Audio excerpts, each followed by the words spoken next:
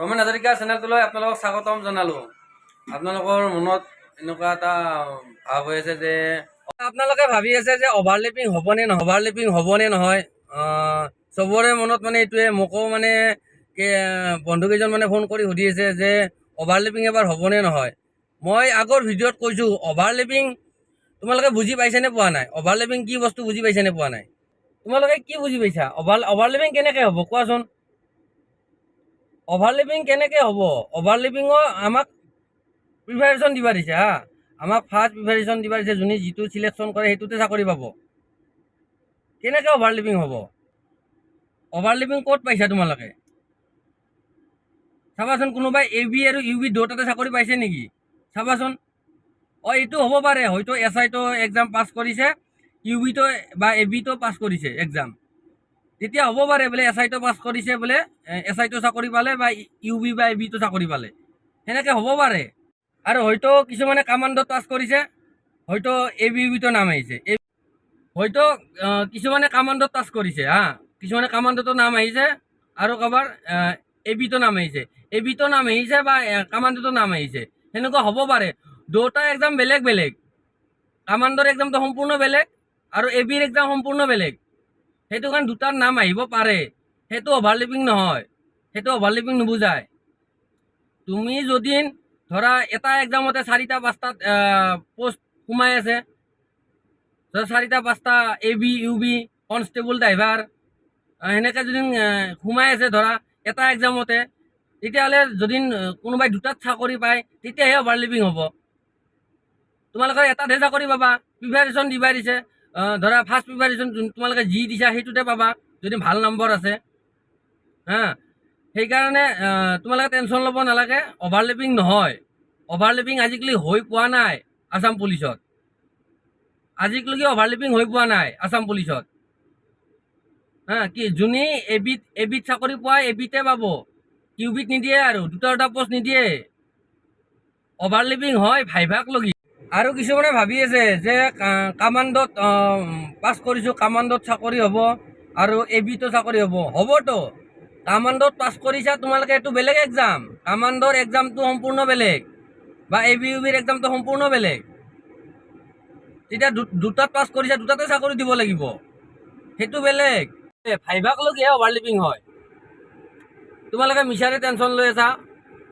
ভাইভাগ লগি অভাৰলেপিং হয়ে। কিছুমানে 4টাক লগি কিছুমানে দিব পাইছা ভাইভা, চাকৰি কিন্তু এটাতহে পাবা। তোমালোকে মিছাতে চিন্তা কৰি থাকিব নালাগে, অভাৰলেপিং নহয়। আছাম পুলিচৰ ইণ্টাৰভিউত অভাৰলেপিং নহয়।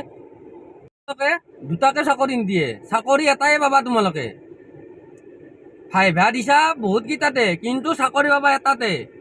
যদি তোমালোকে এটাতে চাকৰি পোৱা, কেনেকৈ তোমালোকৰ অভাৰলেপিং হ'ব? অভাৰলেপিং নহয়, তোমালোকে চিন্তা কৰি থাকিব নালাগে। আৰু মিছাতে কিছুমান মোক কৈছে বোলে মই অমুকৰ ভিডিঅ' চালোঁ, অভাৰলেপিং হ'ব বুলি কৈছে। কেনেকৈ অভাৰলেপিং হ'ব মোক কৈ দিয়াচোন, অভাৰলেপিং কেনেকৈ হ'ব? অভাৰলেপিং হোৱা চান্সে নাই। তোমালোকে ভাইভাগ লগিহে অভাৰলেপিং হৈছে। কিছুমানে 4টাক লগি দিছা, সেইটো বেলেগ কথা, কিন্তু চাকৰি পাবা এটাতহে। অভাৰলেপিং আজিকালি হোৱা নাই, হ'ব অভাৰলেপিং। তোমালোকে ভাবিছা অভাৰলেপিং হ'বনে নহ'ব? অভাৰলেপিং তোমালোকে এনেকৈ ভাবি আছা বোলে মই কামাণ্ডত পাছ কৰিছোঁ, কামাণ্ডতো চাকৰি পাব, কিছুমানে ABতো পাবতো, কামাণ্ডতো পাব, ABUBতো পাব। কামাণ্ডৰ পৰীক্ষাটো এক্সামটো সম্পূৰ্ণ বেলেগ, SIৰ এক্সামটো সম্পূৰ্ণ বেলেগ।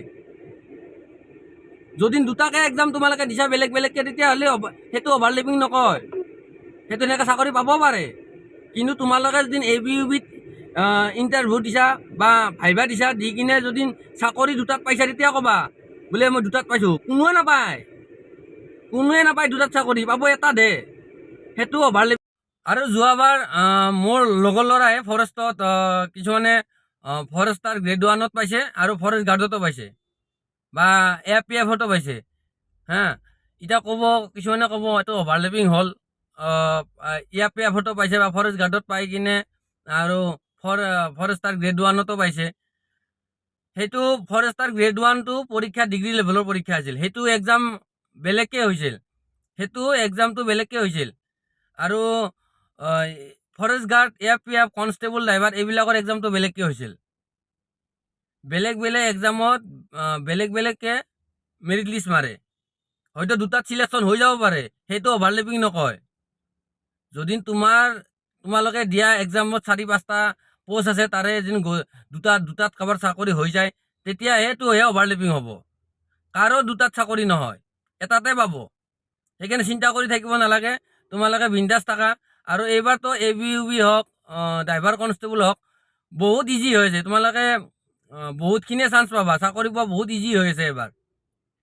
চাবা, মই যোন মিছা কৈছোঁ, তোমালোকে ৰিজাল্ট দিলে গম পাবা। মই কৈছোঁৱে, ABUBৰ খিনিও কৈছোঁ কথাটো তোমালোকক, বেছি চিন্তা কৰি থাকিব নালাগে। এবাৰ cut off, physical cut off বহুত হাই গৈছিল, কিন্তু তোমালোকে এবাৰ মানে মেৰিট কাট অফটো ইমান হাই নাযাব।